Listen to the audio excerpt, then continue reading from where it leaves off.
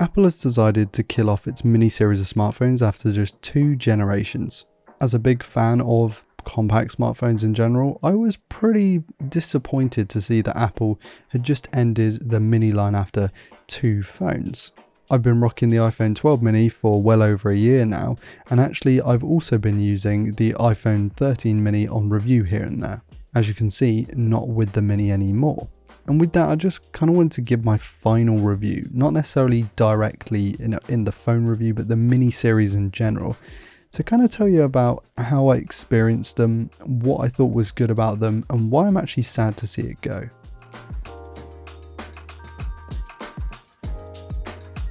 Right away, I just wanted to put away any kind of battery concerns people are having. So many reviewers I've seen put the iPhone 12 and 13 minis batteries under constant fire, and I really didn't find them to be a big issue. The 13 mini's battery is, in my opinion, significantly better than the 12 mini, but I never found the 12 mini to not get me through a full day. I'm not sure how often people are using their phones or like what they're doing to sort of max out the battery. It's something that in recent years I've been sort of weirded out by, that people can just completely blow an iPhone's battery or an Android phone's battery really quickly in the day. Like, what are you doing on your phone? Have you not got work to do? Are you not like doing stuff other than using your phone? I just don't understand it. Anyway, the 13 mini could get me almost 2 days on a battery, the 12 mini closer to sort of 1 to 1.25 days.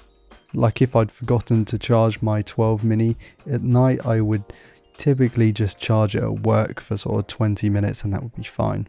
And as for the texting thing, well, I guess if you have big hands it wouldn't work, but I have like small to medium sized hands, and I always found that typing on the 12 mini was fine, mainly because when I was younger I had an iPhone 5S, which was significantly smaller, yet was fairly easy to type on once you got used to it. After say a week or so of use, it became second nature to type on it, and actually used a swipe keyboard a lot as well, because I found that would make things a lot easier because you would use one hand. And of course that's where the 12 and 13 mini excelled, at one-handed operation. You weren't really shimmying the phone around all that much.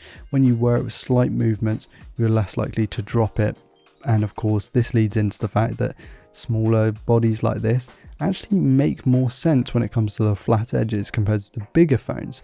Actually, I've said several times that the bigger phones with the flat sides don't make much sense ergonomically, because that's why we have curved sides on smartphones, so they fit in your hand better.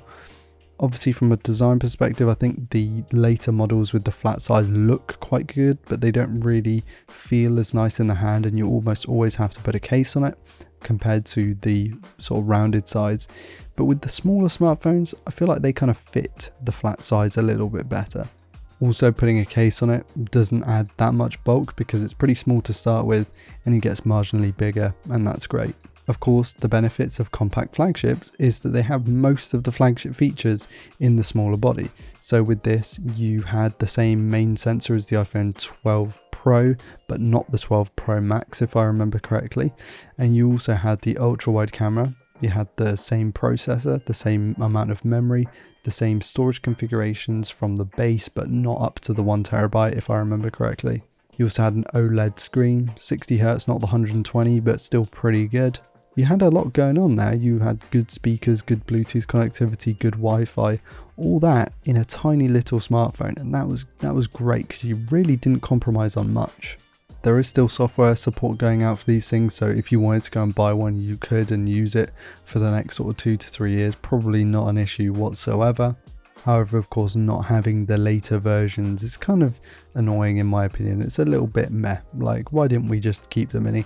Turns out the sales of the Plus model of the latest iPhone 14 not going very well, so maybe Apple did themselves dirty there. And that's not to say that this segment is completely finished, don't get me wrong, but it definitely is a dying breed. Asus has its Zenfone 9 with a 5.9-inch 120Hz display, Snapdragon 8 Plus Gen 1, 50 megapixel camera, and up to 16GB of RAM. Looks like an absolute beast, and I would love to check that thing out, but I can't afford to go and buy one, and I doubt Asus is sending one of those to me, so it will just be one of those that I check out on YouTube but don't actually get to use. And of course, remember the Sony Xperia Compacts? They were fantastic smartphones. It's a shame Sony did away with those.